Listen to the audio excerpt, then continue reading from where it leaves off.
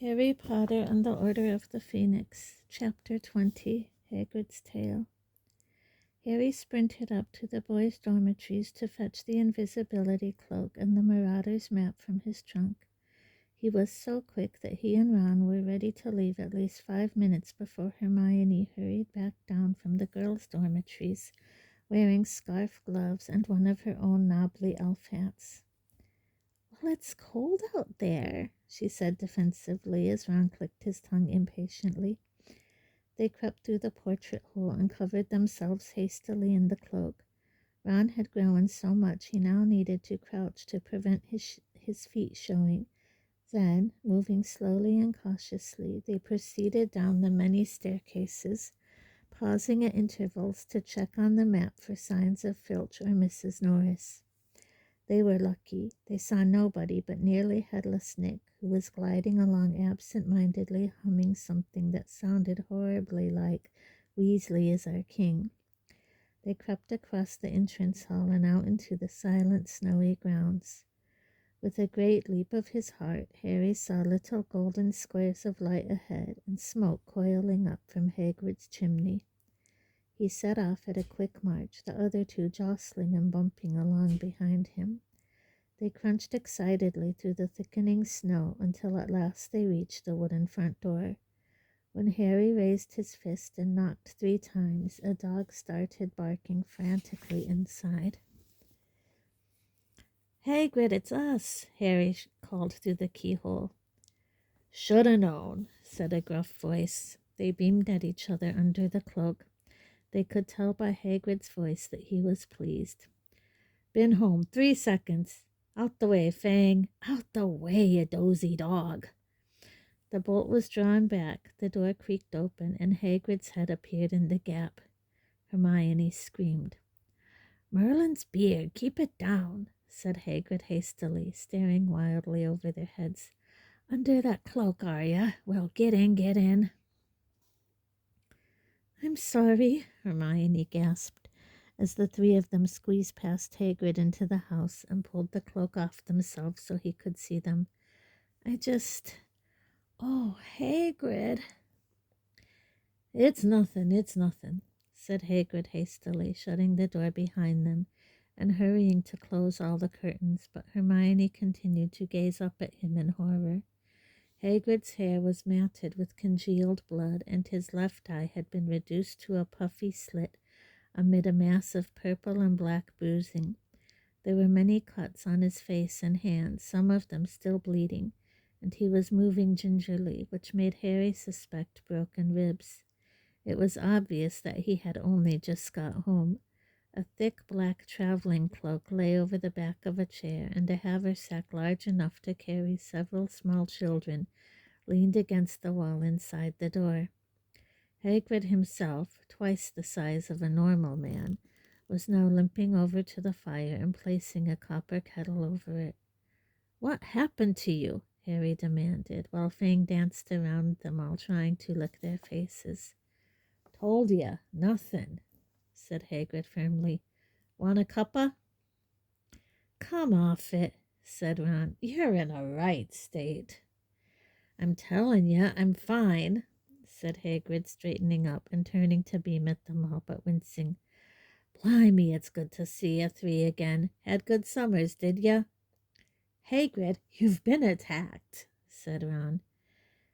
"For the last time, it's nothing," said Hagrid firmly. "Would you say it was nothing if one of us turned up with a pound of mince instead of a face?" Ron demanded. "You ought to go and see Madame Pomfrey, Hagrid," said Hermione anxiously. "Some of those cuts look nasty." "I'm dealing with it all right," said Hagrid repressively. He walked across to the enormous wooden table that stood in the middle of his cabin and twitched aside a tea towel that had been lying on it. Underneath was a raw, bloody, green-tinged steak, slightly larger than the average car tire. "You're not going to eat that, are you, Hagrid?" said Ron, leaning in for a closer look. "It looks poisonous." "It's supposed to look like that. It's dragon meat," Hagrid said, and I didn't get it to eat. He picked up the steak and slapped it over the left side of his face. Greenish blood trickled down into his beard as he gave a soft moan of satisfaction. That's better. Helps with the stinging, you know. So, are you going to tell us what's happened to you? Harry asked. Can't, Harry. Top secret. More'n me job's worth to tell you that. Did the giants beat you up, Hagrid? Asked Hermione quietly. Hagrid's fingers slipped on the dragon steak, and it slid squelchily onto his chest. Giants, said Hagrid, catching the steak before it reached his belt and slapping it back over his face. Who said anything about giants? Who you been talking to? Who's told you who said I've been, eh? We guessed, said Hermione apologetically. Oh, you did ya? Said Hagrid, fixing her sternly with the eye that was not hidden by the steak. It was kind of obvious, said Ron. Harry nodded. Hagrid glared at them, then snorted, threw the steak back onto the table, and strode over to the kettle, which was now whistling. Never known kids like you three for knowing more'n you oughta, he muttered, splashing boiling water into 3 of his bucket-shaped mugs. And I'm not complimenting you neither. Nosy, some'd call it. Interfering. But his beard twitched. So you have been to look for giants, said Harry, grinning as he sat down at the table. Hagrid set tea in front of each of them, sat down, picked up his steak again, and slapped it back over his face. Yeah, all right, he grunted. I have. And you found them? Said Hermione in a hushed voice. Well, they're not that difficult to find, to be honest, said Hagrid. Pretty big, see? Where are they? Said Ron. Mountains, said Hagrid unhelpfully. So why don't muggles? They do, said Hagrid darkly. Only their deaths are always put down to mountaineering accidents, aren't they? He adjusted the steak a little so that it covered the worst of the bruising. Come on, Hagrid, tell us what you've been up to, said Ron. Tell us about being attacked by the giants, and Harry can tell you about being attacked by the Dementors. Hagrid choked in his mug and dropped his steak at the same time. A large quantity of spit, tea, and dragon blood was sprayed over the table as Hagrid coughed and spluttered, and the steak slid with a soft splat onto the floor. What do you mean, attacked by Dementors? Growled Hagrid. Didn't you know? Hermione asked him wide-eyed. I don't know anything that's been happening since I left. I was on a secret mission, wasn't I? Didn't want owls following me all over the place. Ruddy Dementors, you're not serious. Yeah, I am. They turned up in Little Whinging and attacked my cousin and me. And then the Ministry of Magic expelled me. What? And I had to go to a hearing and everything. But tell us about the giants first. You were expelled? Tell us about your summer, and I'll tell you about mine. Hagrid glared at him through his one open eye. Harry looked right back, an expression of innocent determination on his face. Oh, all right, Hagrid said in a resigned voice. He bent down and tugged the dragon steak out of Fang's mouth. Oh, Hagrid, don't, it's not hygiene, Hermione began, but Hagrid had already slapped the meat back over his swollen eye. He took another fortifying gulp of tea, then said, Well, we set off right after term ended. Madame Maxime went with you then? Hermione interjected. Yeah, that's right, said Hagrid, and a softened expression appeared on the few inches of face that were not obscured by beard or green steak. Yeah, it was just the pair of us, and I'll tell you this, she's not afraid of roughing it, Olympy. You know, she's a fine, well-dressed woman, and knowing where we was going, I wondered how she'd feel about clambering over boulders and sleeping in caves and that, but she never complained once. You knew where you were going? Harry asked. You knew where the giants were? Well, Dumbledore knew, and he told us, said Hagrid. Are they hidden? Asked Ron. Is it a secret where they are? Not really, said Hagrid, shaking his shaggy head. It's just that most wizards aren't bothered where they are, as long as it's a good long way away. But where they are is very difficult to get to, for humans anyway, so we needed Dumbledore's instructions. Took us about a month to get there. A month? Said Ron, as though he had never heard of a journey lasting such a ridiculously long time. But why couldn't you just grab a port key or something? There was an odd expression in Hagrid's unobscured eye as he squinted at Ron. It was almost pitying. We're being watched, Ron, he said gruffly. What do you mean? You don't understand, said Hagrid. The Ministry's keeping an eye on Dumbledore and anyone they reckon in leagues with him.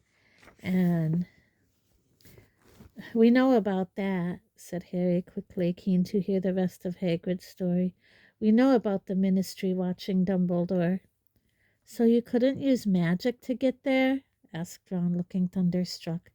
You had to act like muggles all the way? Well, not exactly all the way, said Hagrid cagily. We just had to be careful, 'cause Olympia and me, we stick out a bit. Ron made a stifled noise somewhere between a snort and a sniff and hastily took a gulp of tea. So we're not hard to follow. We was pretending we was going on holiday together, so we got into France and we made like we was heading for where Olympia's school is, 'cause we knew we was being tailed by someone from the Ministry. We had to go slow, 'cause I'm not really supposed to use magic, and we knew the Ministry'd be looking for a reason to run us in. But we managed to give the Burke tailing us the slip round about Dijon. "Ooh, Dijon!" said Hermione excitedly. "I've been on there on holiday. Did you see—" She fell silent at the look on Ron's face. We chanced a bit of magic after that, and it wasn't a bad journey. Ran into a couple of mad trolls on the Polish border, and I had a slight disagreement with a vampire in a pub in Minsk, but apart from that, couldn't have been smoother. And then we reached the place, and we started trekking up through the mountains looking for signs of them.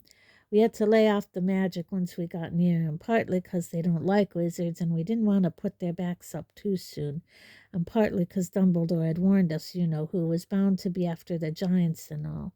Said it was odds on he'd sent a messenger off to 'em already. Told us to be careful of drawing attention to ourselves as we got nearer in case there was Death Eaters around. Hagrid paused for a long draught of tea. Go on, said Harry urgently. Found 'em, said Hagrid baldly. Went over a ridge one night, and there they were, spread out underneath us. Little fires burning below and huge shadows. It was like watching bits of the mountain moving. How big are they? Asked Ron in a hushed voice. About 20 feet, said Hagrid casually. Some of the bigger ones might have been 25. And how many were there? Asked Harry. I reckon about 70 or 80, said Hagrid. Is that all? Said Hermione. Yep, said Hagrid sadly. 80 left, and there was loads once. Must have been 100 different tribes from all over the world, but they've been dying out for ages. Wizards killed a few, of course, but mostly they killed each other, and now they're dying out faster than ever. They're not made to live bunched up together like that. Dumbledore says it's our fault. It was the wizards who forced them to go and made them live a good long way from us, and they had no choice but to stick together for their own protection. So, said Harry, you saw them, and then what? Well, we waited till morning. Didn't want to go sneaking up on 'em in the dark for our own safety, said Hagrid. About 3 in the morning they fell asleep just where they was sitting. We didn't dare sleep.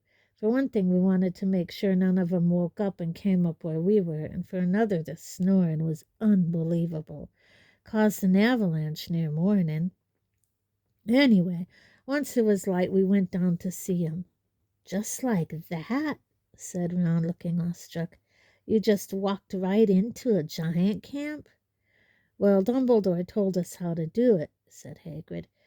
Gave the Gurg gifts. Show some respect, Gave the what gifts? Asked Harry. Oh, the Gurg means the chief. How could you tell which one was the Gurg? Asked Ron. Hagrid grunted in amusement. No problem, he said. He was the biggest, the ugliest, and the laziest, sitting there waiting to be brought food by the others, dead goats and such like. Name a carcass. I'd put him at 22, 23 feet, and the weight of a couple of bull elephants, skin like rhino hide and all. And you just walked up to him? Said Hermione breathlessly. Well, down to him, where he was lying in the valley. They was in this dip between 4 pretty high mountains, see, beside a mountain lake, and Carcass was lying by the lake, roaring at the others to feed him and his wife. Olympia and I went down the mountain side. But didn't they try and kill you when they saw you? Asked Ron incredulously. It was definitely on some of their minds, said Hagrid, shrugging. But we did what Dumbledore told us to do, which was to hold our gift up high and keep our eyes on the Gurg and ignore the others. So that's what we did, and the rest of 'em went quiet and watched us pass, and we got right up to Carcass's feet, and we bowed and put our present down in front of him. What do you give a giant? Asked Ron eagerly. Food? Nah, he can get food all right for himself, said Hagrid. We took him magic. Giants like magic. Don't like us using it against 'em. Anyway, the first day we gave him a branch of the Gubrathian fire. Hermione went, wow, softly, but Harry and Ron both frowned in puzzlement. A branch of everlasting fire, said Hermione irritably. You ought to know that by now. Professor Flitwick's mentioned it at least twice in class. Well, anyway, said Hagrid quickly, intervening before Ron could answer back. Dumbledore bewitched this branch to burn forevermore, which isn't something any wizard could do, and so I lies it down in the snow by Carcass's feet and says, a gift to the Gurg of the Giants from Albus Dumbledore, who sends his respectful greetings. And what did Carcass say? Asked Harry eagerly. Nothing, said Hagrid. Didn't speak English. You're kidding. Didn't matter, said Hagrid imperturbably. Dumbledore had warned us that might happen. Carcass knew enough to yell for a couple of giants who knew our lingo, and they translated for us. And did he like the present? Asked Ron. Oh, yeah, it went down a storm once they understood what it was, said Hagrid, turning his dragon stake over to press the cooler side to his swollen eye. Very pleased. So then I said, Albus Dumbledore asks the Gurg to speak with his messenger when he returns tomorrow with another gift.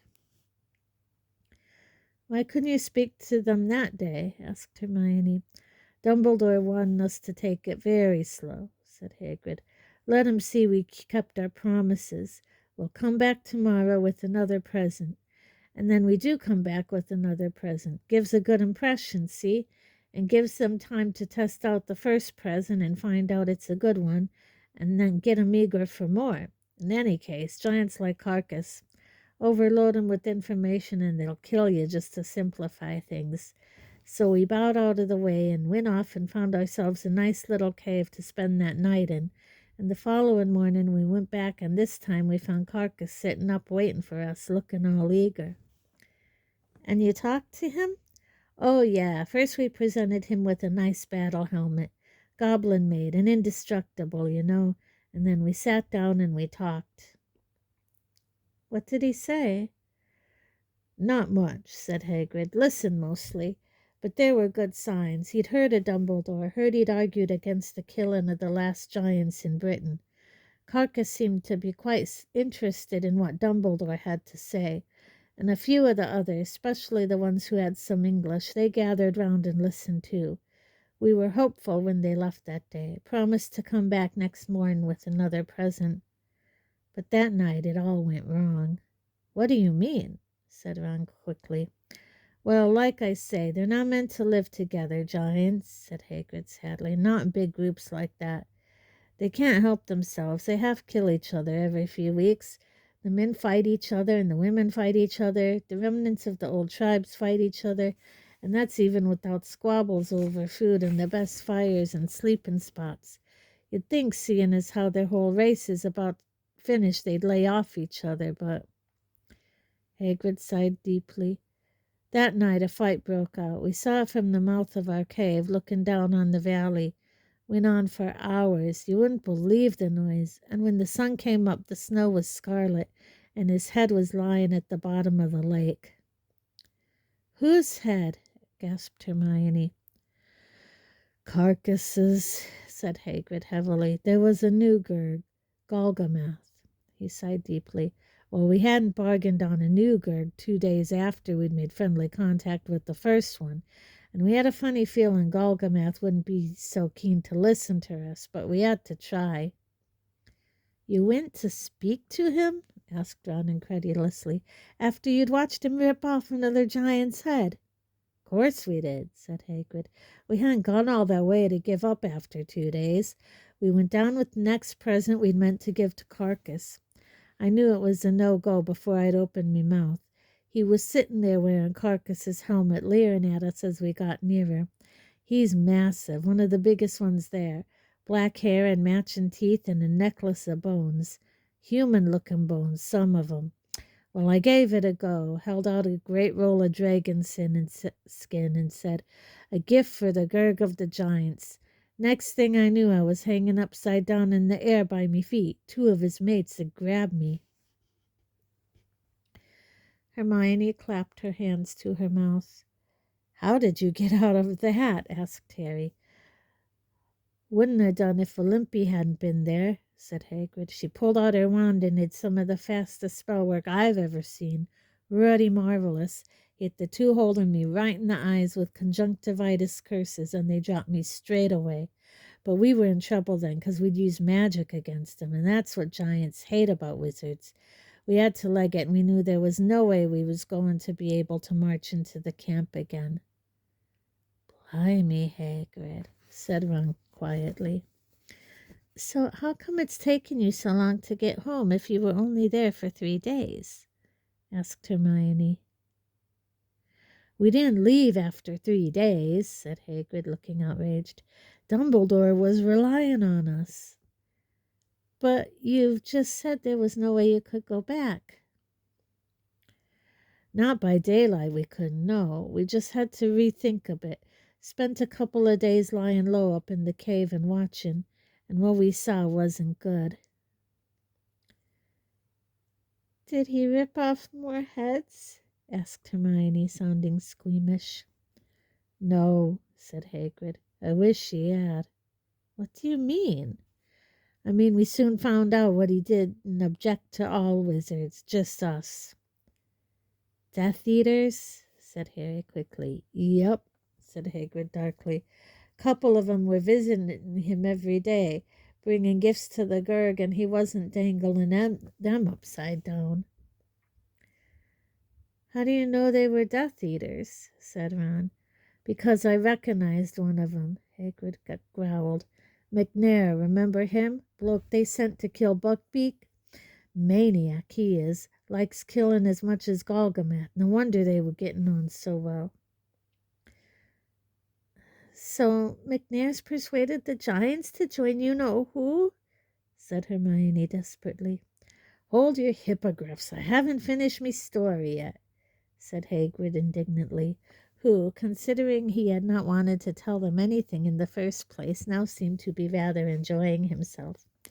Me and Olympy talked it over, and we agreed. Just 'cause the Gurg looked like favouring you-know-who didn't mean all of 'em would. We had to try and persuade some of the others, the ones who hadn't wanted Golgamath as Gurg. How could you tell which ones they were? Asked John. Well, they were the ones being beaten to a pulp, weren't they? Said Hagrid patiently. The ones with any sense were keeping out of Golgamath's way, hiding out in caves round the gully just like we were. So we decided we'd go poking round the caves by night and see if we couldn't persuade a few of them. You went poking around dark caves looking for giants? Said Ron with odd respect in his voice. Well, it wasn't the giants who worried us most, said Hagrid. We were more concerned about the Death Eaters. Dumbledore had told us before we went not to tangle with them if we could avoid it, And the trouble was they knew he was around. Spec Golgam told him about us. At night when the giants were sleeping and we wanted to be creeping into the caves, McNair and the other one were sneaking round the mountains looking for us. I was hard put to stop Olympy jumping out at him, said Hagrid, the corners of his mouth lifting his wild beard. She was raring to attack him. She's something when she's roused, Olympy. Fiery, you know. 'Spect it's the French in her. Hagrid gazed misty-eyed into the fire. Harry allowed him 30 seconds of reminiscence before clearing his throat loudly. So what happened? Did you ever get near any of the other giants? What? Oh, yeah, we did. Yeah, on the third night after Carcass was killed, we crept out of the cave we've been hiding in and headed back down into the gully, keeping our eyes skinned for the Death Eaters. Got inside of the few caves, no go. Then about in the sixth one we found 3 giants hiding. Cave must have been cramped, said Ron. Wasn't room to swing an easel, said Hagrid. Didn't they attack you when they saw you? Asked Hermione. Probably would have done if they'd been in any condition, said Hagrid, but they was badly hurt, all 3 of 'em. Golgamotslot had beaten them unconscious. They'd woken up and crawled into the nearest shelter they could find. Anyway, one of them had a bit of English, and he translated for the others, and what we had to say didn't seem to go down too badly, so we kept going back, visiting the wounded. I reckon we had about 6 or 7 of them convinced at one point. 6 or 7? Said Ron eagerly. Well, that's not bad. Are they going to come over here and start fighting you-know-who with us? But Hermione said, What do you mean at one point, Hagrid? Hagrid looked at her sadly. Golgamotslot raided the caves. The ones that survived didn't want no more to do with us after that. So there aren't any giants coming? Said Ron, looking disappointed. Nope, said Hagrid, heaving a deep sigh as he turned over his steak and applied the cooler side to his face. But we did what we meant to do. We gave 'em Dumbledore's message, and some of 'em heard, and I expect some of 'em will remember it. Just maybe. Them that don't want to stay around Golgamath'll move out of the mountains, and there's got to be a chance they'll remember Dumbledore's friendly to 'em. Could be they'll come. Snow was filling up the window now. Harry became aware that the knees of his robes were soaked through. Fang was drooling with his head in Harry's lap. Hagrid, said Hermione quietly after a while. Was there any sign of, did you hear anything about your mother while you were there? Hagrid's unobscured eye rested upon her, and Hermione looked rather scared. I'm sorry, forget it. Dead, Hagrid grunted. Died years ago, they told me. Oh, I'm really sorry, said Hermione in a very small voice. Hagrid shrugged his massive shoulders. No need, he said shortly. Can't remember her much. Wasn't a great mother. They were silent again. Hermione glanced nervously at Harry and Ron, plainly wanting them to speak. But you still haven't explained how you got in this state, Hagrid, Ron said, gesturing toward Hagrid's blood-stained face. Or why you're back so late, said Harry. Sirius says Madame Maxime got back ages ago. Who attacked you? Said Ron. I haven't been attacked, said Hagrid emphatically. But the rest of his words were drowned in a sudden outbreak of rapping on the door. Hermione gasped. Her mug slipped through her fingers and smashed on the floor. Fang yelped. All 4 of them stared at the window beside the doorway. The shadow of someone small and squat rippled across the thin curtain. It's her, Ron whispered. Get under here, Harry said quickly, seizing the invisibility cloak. He whirled it over himself and Hermione while Ron tore around the table and dived under the cloak as well. Huddled together, they backed away into a corner. Fang was barking madly at the door. Hagrid looked thoroughly confused. Hagrid, hide our mugs. Hagrid seized Harry and Ron's mug and shoved them under the cushion in Fang's blanket. Fang was now leaping up at the door. Hagrid pushed him out of the way with his foot and pulled it open. Professor Umbridge was standing in the doorway wearing her green tweed cloak and a matching hat with ear flaps. Lips pursed, she leaned back so as to see Hagrid's face. She barely reached his navel. "So," she said slowly and loudly, as though speaking to somebody deaf, "you're Hagrid, are you?" Without waiting for an answer, she strolled into the room, her bulging eyes rolling in every direction. "Get away," she snapped, waving her handbag at Fang, who had bounded up to her and was attempting to lick her face. I don't want to be rude," said Hagrid, staring at her, "but who the ruddy hell are you?" "My name is Dolores Umbridge." Her eyes were sweeping the cabin. Twice they stared directly into the corner where Harry stood, sandwiched between Ron and Hermione. "Dolores Umbridge," Hagrid said, sounding thoroughly confused. "I thought you were one of the ministry. Don't you work with Fudge?" "I was senior undersecretary to the minister, yes," said Umbridge, now pacing around the cabin, taking in every tiny detail within, from the haversack against the wall to the abandoned traveling cloak. "I am now the defense against the dark arts teacher." "That's brave of you," said Hagrid. "There's not many who take that job anymore."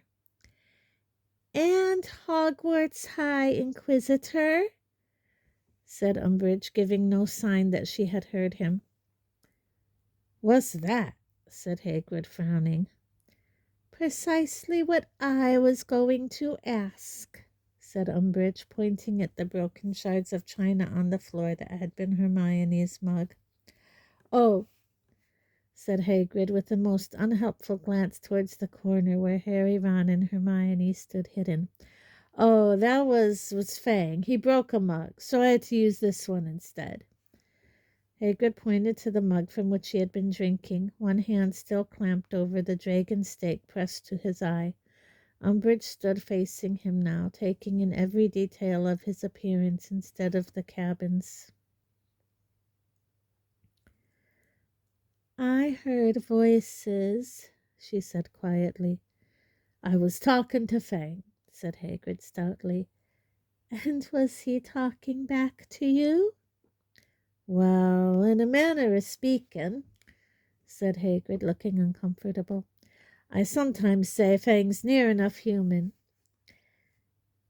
"There are 3 sets of footprints in the snow leading from the castle doors to your cabin," said Umbridge sleekly. Hermione gasped. Harry clapped a hand over her mouth. Luckily, Fang was sniffing loudly around the hem of Professor Umbridge's robes, and she did not appear to have heard. "Well, I only just got back," said Hagrid, waving an enormous hand at the haversack. "Maybe someone came to call earlier and I missed them." "There are no footprints leading away from your cabin door." "Well, I don't know why that'd be," said Hagrid, tugging nervously at his beard and again glancing towards the corner where Harry, Ron, and Hermione stood, as though asking for help. Umbridge wheeled round and strode the length of the cabin, looking around carefully. She bent and peered under the bed. She opened Hagrid's cupboards. She passed within 2 inches of where Harry, Ron, and Hermione stood pressed against the wall. Harry actually pulled in his stomach as she walked by. After looking carefully inside the enormous cauldron Hagrid used for cooking, she wheeled round again and said, "What has happened to you? How did you sustain those injuries?" Hagrid hastily removed the dragon stake from his face, which in Harry's opinion was a mistake. because the black and purple bruising all around his eye was now clearly visible, not to mention the large amount of fresh and congealed blood on his face. "Oh, I had a bit of an accident," he said lamely. "What sort of accident?"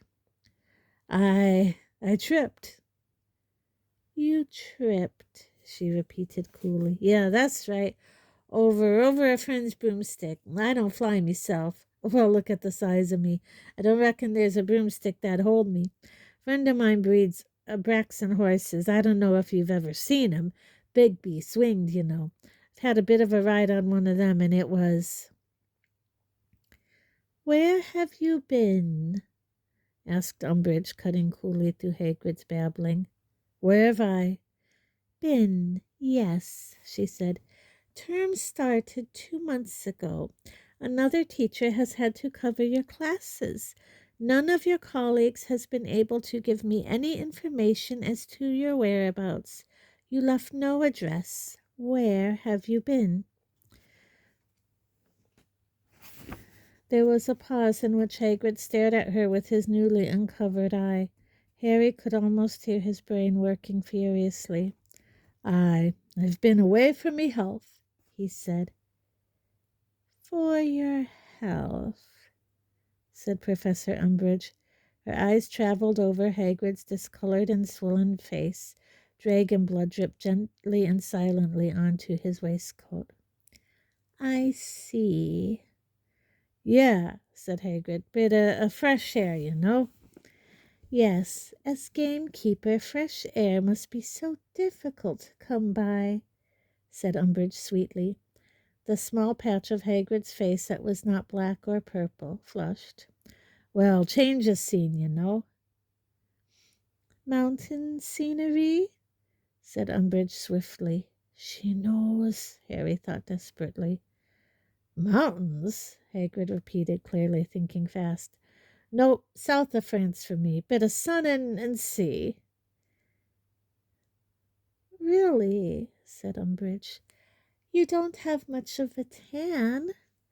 "Yeah, well, sensitive skin," said Hagrid, attempting an ingratiating smile. Harry noticed that 2 of his teeth had been knocked out. Umbridge looked at him coldly. His smile faltered. Then she hoisted her handbag a little higher into the crook of her arm and said, "I shall, of course, be informing the minister of your late return." "Right," said Hagrid, nodding. "You ought to know, too, that as High Inquisitor it is my unfortunate but necessary duty to inspect my fellow teachers, so I dare say we shall meet again soon enough." She turned sharply and marched back to the door. "You're inspecting us?" Hagrid echoed blankly, looking after her. "Oh, yes," said Umbridge softly, looking back at him with her hand on the door handle. "The ministry is determined to weed out unsatisfactory teachers, Hagrid. Good night." She left, closing the door behind her with a snap. Harry made to pull off the invisibility cloak, but Hermione seized his wrist. "Not yet," she breathed in his ear. "She might not be gone yet." Hagrid seemed to be thinking the same way. He stumped across the room and pulled back the curtain an inch or so. "She's going back to the castle," he said in a low voice. "Blimey, inspecting people, is she?" "Yeah," said Harry, pulling off the cloak. "Trelawney's on probation already." What sort of thing are you planning to do with us in class, Hagrid?" asked Hermione. "Oh, don't you worry about that. I've got a great load of lessons planned," said Hagrid enthusiastically, scooping up his dragon steak from the table and slapping it over his eye again. "I've been keeping a couple of creatures safe for your owl year. You wait. There's something really special." Special in what way?" asked Hermione tentatively. "I'm not saying," said Hagrid happily. "I don't want to spoil the surprise." "Look, Hagrid," said Hermione urgently, dropping all pretense. "Professor Umbridge won't be happy at all if you bring anything to class that's too dangerous." "Dangerous?" said Hagrid, looking genially bemused. "Don't be silly. I wouldn't give you anything dangerous. I mean, all right, they can look after themselves." "Hagrid, you've got to pass Umbridge's inspection, and to do that it would really be better if she saw you teaching us how to look after Porlocks, how to tell the difference between gnolls and hedgehogs, stuff like that," said Hermione earnestly. "But that's not very interesting, Hermione," said Hagrid. "The stuff I've got's much more impressive. I've been bringing 'em on for years. I reckon I've got the only domestic herd in Britain." "Hagrid, please," said Hermione, a note of real desperation in her voice. "Umbridge is looking for any excuse to get rid of teachers she thinks are too close to Dumbledore. Please, Hagrid, teach us something dull that's bound to come up in our owl." But Hagrid merely yawned widely and cast a one-eyed look of longing towards the vast bed in the door. "Listen, it's been a long day and it's late," he said, patting Hermione gently on the shoulder, so that her knees gave way and hit the floor with a thud. "Oh, sorry." He pulled her back up by the neck of her robes. "Look, don't you go worrying about me. I promise you I've got really good stuff planned for your lessons now I'm back. Now you lot had better get back up to the castle, and don't forget to wipe your footprints out behind you." "I don't know if you got through to him," said Ron a short while later, when, having checked that the coast was clear, they walked back up to the castle through the thickening snow, leaving no trace behind them due to the obliteration charm Hermione was performing as they went. "Then I'll go back again tomorrow," said Hermione determinedly. "I'll plan his lessons for him if I have to. I don't care if she throws out Trelawney, but she's not getting rid of Hagrid."